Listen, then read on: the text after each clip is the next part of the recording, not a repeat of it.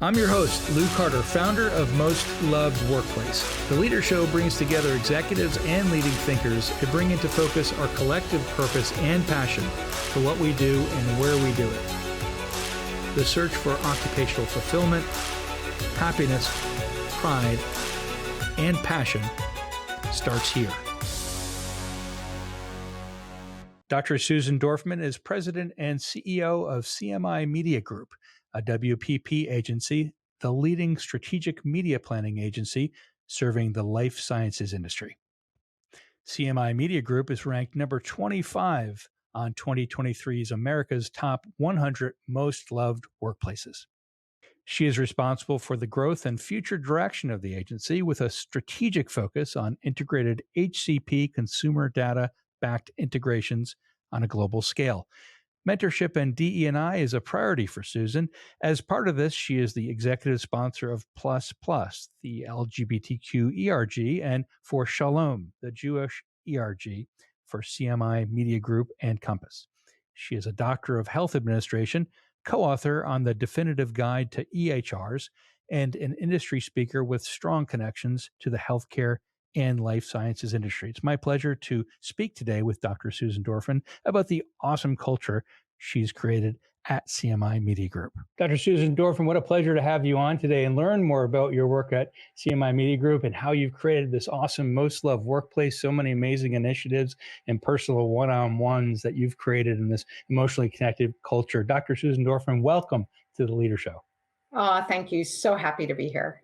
Well, it's great to see you. And I want to start, let's talk about CMI Media Group. Tell us about CMI Media Group, where you serve, what you do, so the audience can really get to know you. Yeah, thank you. So CMI Media Group is the world's leading healthcare media agency. So the way that we look at it is information, knowledge around health is really the first step to health. And what we enable, what we provide is the ability for people to learn more about various aspects of health, various treatments that are available to them. So the way that we look at it is we deliver the first step in health and we deliver hope. That's outstanding. Delivering hope and delivering information and health. That's wonderful. And, I want to get into really, not just who you serve, but who you are, right? And how that kind of culture of service to the healthcare industry, is, pervasive inside of your company. I love what you said. We lead with empathy and agility, hearts and minds.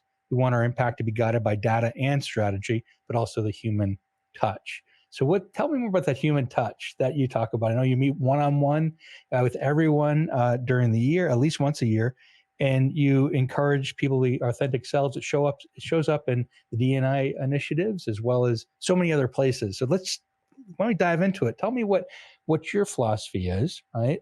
And how that is pervasive within different programs in your culture. Sure. So, my philosophy is, I think, probably the most simple thing, and that is respect, honor, and do the right thing.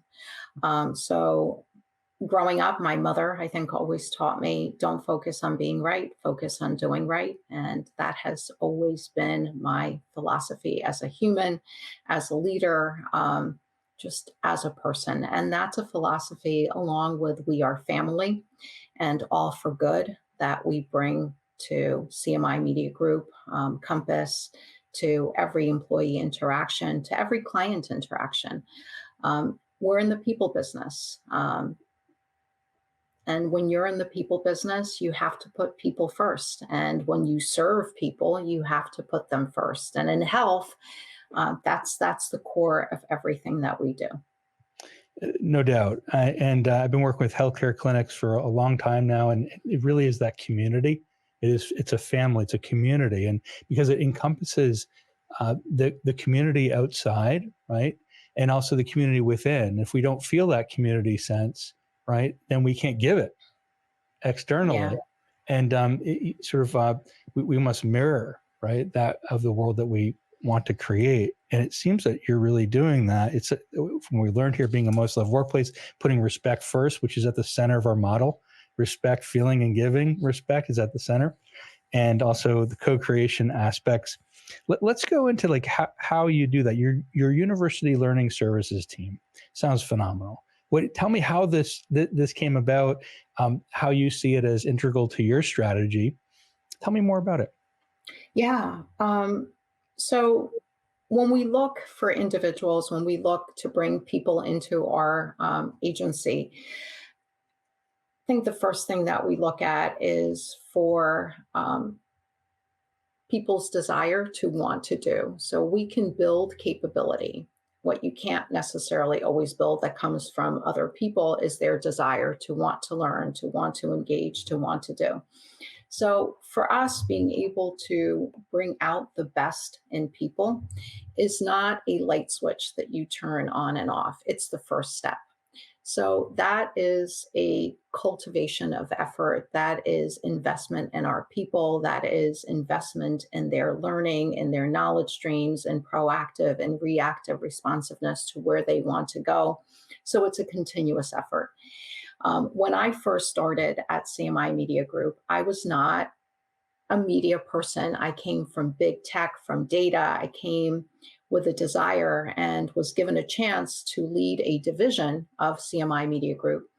And my first experience with the person who is now leading our training and development was this incredible approach to coaching and teaching. So Kate, is the person that I'm referencing, had given me the gift of knowledge, of explaining to me, of coaching me, of developing me on the media world. And that was something so incredibly unique to CMI Media Group, where people were brought in for their capability and then educated, taught, and developed for the business that we're in. It was remarkable. I hadn't seen that before. So expanding that, bringing that to all of the people that come to us has been a core of our success because it allows us to bring in people with the desire to do good, do great work, be in the business that we're in. And then based on their areas of need for development, that's where we invest in them. It's so great that you took your experience and enabled it for your company. I'm sure people say, "How do I get more Dr. Susan Dorfman in my life?" During right, and this question comes up of CEOs. They say, "I want more mentorship. I want to understand more." Right, from Dr. Dorfman, from you, and I see that a lot in companies. And what you said was, let's package this coaching, mentoring up that you succeeded with, did well with, and give it to others, paying it forward. So this university model sounds amazing with it. And you mentioned Kate, right, and how that happened. Tell me, the relationship itself. What was it about that relationship that seemed to really, guide you and inspire you and help you succeed? What were some of the magic sauce elements of that? The magic sauce. So, first of all, there are many different types of individuals and how they like to learn. I like to learn and like to be taught. Other people like to learn, but don't necessarily like to be taught. I think for me, it was understanding individual approaches to where people's gaps are and making you feel like you're an add to the process. And that was monumental. I think that was a really life-changing, game-changing experience when you are part of that, to be able to say, I want to do more of that. I want to be able to bring in people that have the skills and the experience that may not be from the industry that we're in. They may not be in healthcare. They may not be in exactly the kind of media activity that we're doing, but be able to have what we need in place to allow them to learn, to allow them to practice, to quickly get up to skill, and allow them to relate. Because in life, we do so many things or have so many things that we experience that we can relate to, and being able to put it in a way that allows us to relate, to understand, instead of making it so complex. But that relatability, I think that is the key. The relatability factor. And Yeah. to Yeah. see in others what you see in yourself, and vice versa, right? That intimacy, into me, I see you, right? And Yeah. And um, experience, right? To be able to relate to an experience, even though you have not personally done something or, but you may have experienced it in a different way. So that experience, being able, you may not have done it, but you may have experienced it, gives you the perspective of, oh, wait a second. Yes, I understand it. And once you understand it, it's not scary anymore. It's not different anymore. Now you're leaning in. I find that in mentors too. At first, there's a sort of a natural reaction to say, no, just agree with me, right? And then they give that, right? They give that other perspective of be calm, they're the kind of the older self saying this is what's possible here, right? That you may not have seen. It's always beautiful to see those possibilities about the advice and feed forward people can give me. And it sounds like you've gotten the same thing where people are really giving that perspective that you may not have seen, and being open Yeah. to it. Yeah, yeah. And no matter how far advanced your career goes, no matter how many years of experience you personally have, how many years you're leading, you don't stop learning and you don't stop growing. And I think that it is important to recognize that you can learn from anyone and you should. And that's a big factor as well, because mentorship is not just about top down, it is also side to side, bottom up. It's every single way. Absolutely. So we learn from staff, we learn from managers, directors, Yes, throughout different divisions and departments, getting this whole data yes, perspective. yes. And if Yes, when we lose track of that, we don't know what's coming around corners after a while, right? So it's good to know. absolutely. I'd rather know than not know. So, Yes, how did you come about making mentorship and DEI a priority? people are a priority for me. Mhm. Um, and when you put people first, I think everything else falls into place. Um, when you are human and when you care, you make people a priority, you make inclusiveness a priority, you genuinely care about the welfare, the mind, the feelings, the all of that of individuals. I think everything else falls into play. If you do it as a checkbox or a check mark,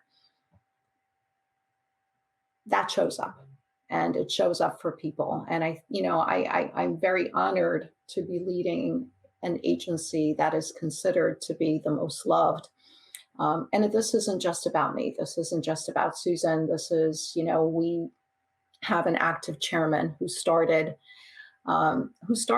our agency with that kind of spirit, with that kind of belief. I am lucky and blessed to be able to take that from him and carry it forward and bring my own personality to the mix. And I'm very blessed and lucky to have a leadership team who are genuinely good people. And when you have good people and you put people first, I think that's what happens. Absolutely. The fact that you chose to put people first, as and everything else falls into place, is just the perfect way of thinking about everything. And I think about this too.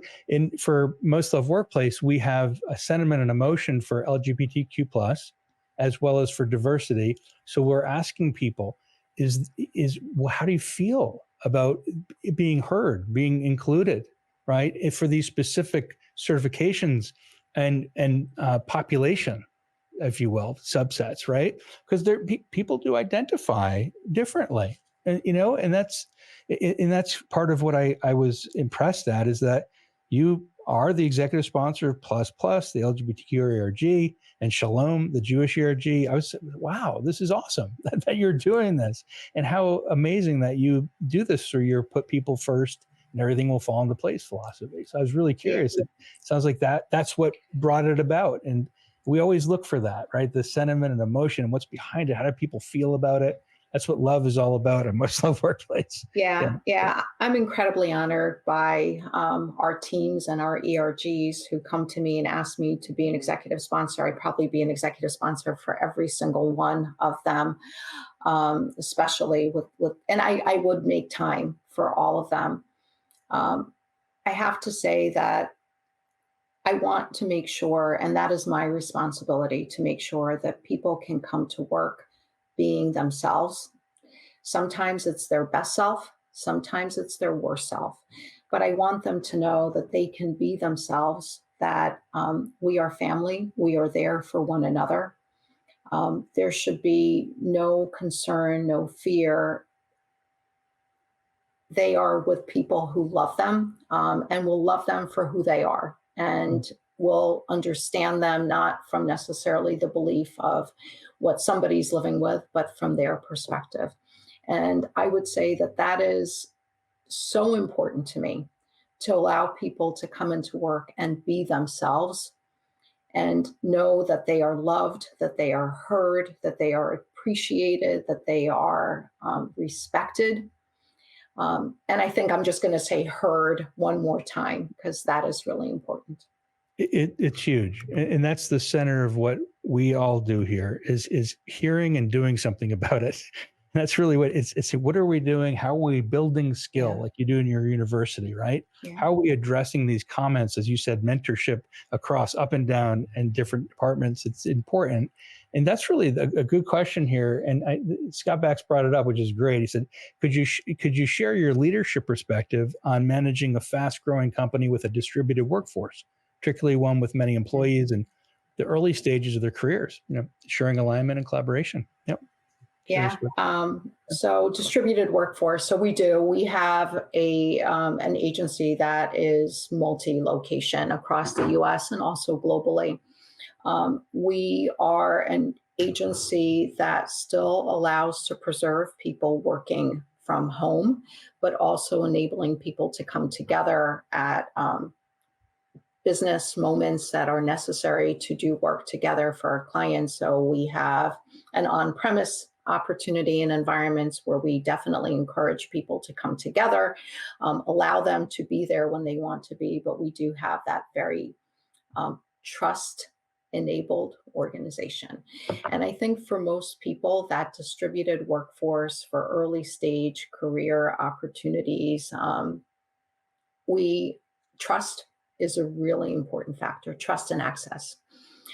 So trust is that's a hard thing for a lot of people to do, but that is it's a give and take kind of 360 across multiple teams to be able to do that. Communication is important, access is important. In this case, technology is important.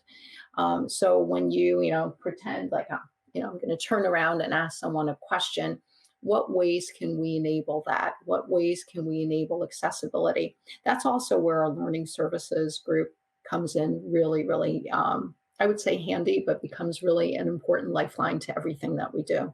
Is Mm, similar to tech support, you may need someone's support, especially if you're coming in and you're learning in your early career and you're stepping in. No question is a dumb question, no question is a bad question. How do we enable you that whenever you need to ask, you're asking, that you have central places to go to? And I will say it's also learning and pivoting because you don't always get it right, but what you can do is listen and adjust, which is also the reason why I make it a priority to talk to every single person in our agency, regardless of title, on a mission to actually get to 100%. I have not been able to do that, but I do try, and my heart is there. My heart is always in the right place to be able to talk to them, to see how they're doing. To understand what we could do better, to answer any questions for them, and ensure that our my number ones, their number ones, that we enable that environment. And if we don't get it right, if we hear about it, we can change it. If we don't hear about it, we'll never know. And it's like wearing a bullseye on your back. So we encourage open communication. You can, you know, we also don't lead by title, but lead by people. So put my title aside. Hey, I really want to know. And I think for the most part, people are really open with what they share. I yeah, hope that answers the question. I believe it does, especially in a distributed environment, because it's you have so many points of data, right? And like you said, that arrow on your back, right? You don't want that happening. You want to hear and then do something about the data and understand where it's coming from. And it's the right thing to do, as you said, to know and to go one on one and understand where their sentiment is, where their emotion is, and then really identify what needs to happen to improve. And that's what makes you a most loved workplace, is doing those Yeah. very things and holding Yeah. true to it. And getting back to people. So making sure that there are follow-ups, that, they hold me accountable as much as I hold others accountable. So it's the accountability factor, the trust and accountability of all angles. It's perspectives. It's being able to share perhaps another perspective to get people to look at things in a different way, and then for us to be able to come to a better solution. So it's a lot of work. It's a lot of work. You have to be committed. It's not an easy thing, but boy, it is worth it. Absolutely worth it. And part of the job, isn't it? Right? The title or not Yeah. title, that's part of the job of human relationships, Yeah. of deepening our understanding of people and keeping a robust culture that serves Yeah. customers the way Yeah. that they deserve. Yeah. That's true. You said what you said about follow-ups and accountability. That's exactly what it's about, right? And finding those opportunities to check in, and then also follow up on that and on it again. Consistent follow-up. Research shows that Yes. consistent follow-up, periodic, is much more effective, well, highly effective, in terms of in terms of perception of change. And if you only do it once, it actually has less of a perceived change, right? So how interesting, isn't it? So it sounds like that's must be what you're doing, is consistent change, periodic, getting in front of people Yeah. more once. Yeah. Yeah, that's the other thing, is being okay with change. A lot of people, for a lot of people, change is hard and change is not easy. It requires us to look at things differently, do things differently, different than what we've done in the past. And I know Kerry asked a really great question: how has our focus on building a diverse workforce helped our business outcomes? I am the product of a diverse workforce. So I don't know that 15 years ago, any other agency, media agency, would have said, "Hey, Susan, we're going to bring you in as the CEO." I came from a very different, diverse background. Um, our then CEO, current chairman, Stan Woodland, and I engaged in a vision for the future, and recognizing the future and not being afraid to charter new paths that have never been done before is incredible to building the kind of diversity that you need, diversity of mind, diversity of so many different things, to be able to build ahead. So as we look to the future, as we start to see shifts in dynamics and environments, it is on us as leaders to be able to say, we will not benefit only from cultural fits. We will benefit specifically from the ability to add, right? Those cultural adds. And when you do it with the right spirit, when you do it, when it's not a checkbox, but you really do it, gosh, does it have the most amazing business outcomes, because you are constantly adding. You're not looking for the same. You're looking for something. You're looking for different perspectives, for different beliefs, for different cultural opportunities to bring forward. And those things can only make you better and stronger. So People are let's not numbers. That's the other thing that I want to say. It's not about a number. It's not about data. It is about people. It is about better. It is about future. It is about making sure that we're building that organization, that agency, that spirit, those solutions, the anticipation ahead of time, and investing in all of those things. let's talk about that. I like your perspective on constantly adding, right? And it's not just a number; it's about a perspective, right? So tell me, and I could sense this kind of knowledge that kind of rose up when you said it, and I'd love to look at that a little more deeply. Is that you said it's wonderful, it's beautiful when it happens, right? So what is the it? Tell me more about what that. And by the way, she said thank you, so you addressed the Yeah. question.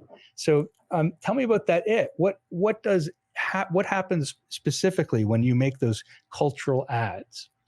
Yeah. So, I mean, there's so many it's. There's so many it's because there's so many ads in the equation from the it's of, I'll give you one example. We've, historically, you will see in the past, many companies saying you need to have a 4-year degree, in this, or the other thing to be able to qualify for a job. Our chief people officer, myself, and our leadership, we had a discussion around where are we going? What do we need? What are the types of skills we want to cultivate? And where can those skills come from?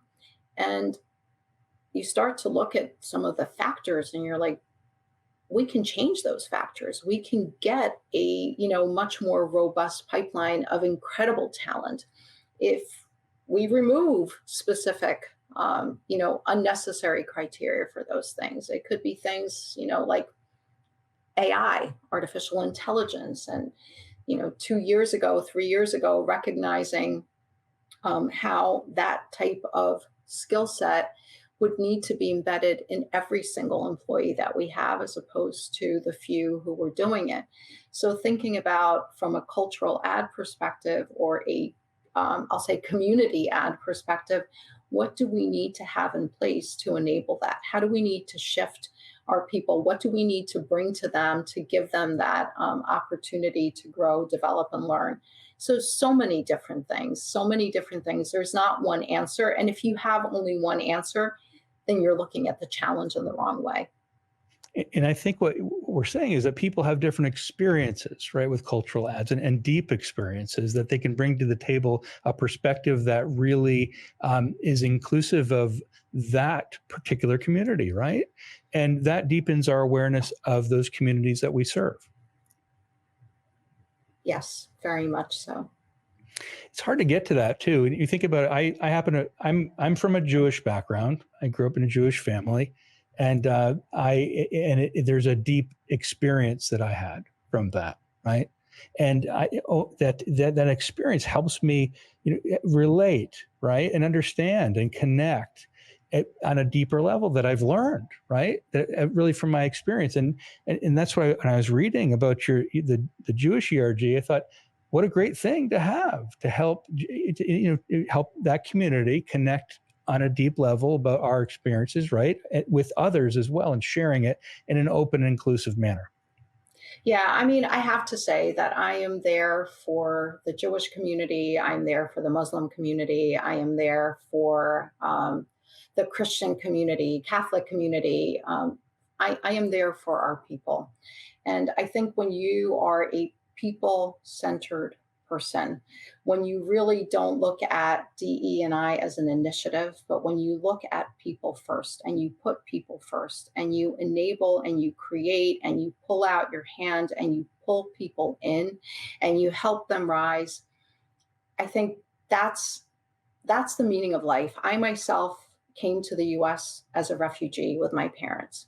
Someone gave my parents a chance and an opportunity, and I feel it is on me to raise my hand up, pull my hand out, or put my hand down and help bring people up, help people thrive, uncover the individualness of each person who wants it, right? Because you have to want it as well.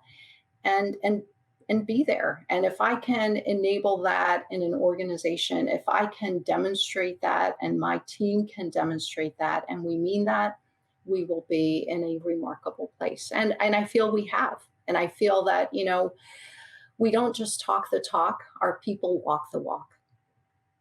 Absolutely. And putting people first, no matter who they are, right? Yeah. Whether Jewish or Muslim, Christian, it's all this, it's everyone, it's people.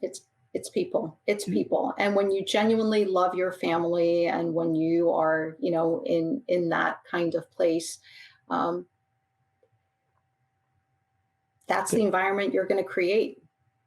The love resonates. If you have it, you give it. It's all over. It allows everybody. Yeah. It goes everywhere, and you've Yeah. enabled that. Dr. Susan Dorfman here today on the Leader Show. It's been wonderful having you with us. What great philosophies and implementation of philosophies with love at the center and respect at the center, putting people first. That's the right thing to do, as you had mentioned before. A wonderful workplace. So great to have you on with us today. Thank you so much. Honored to be here.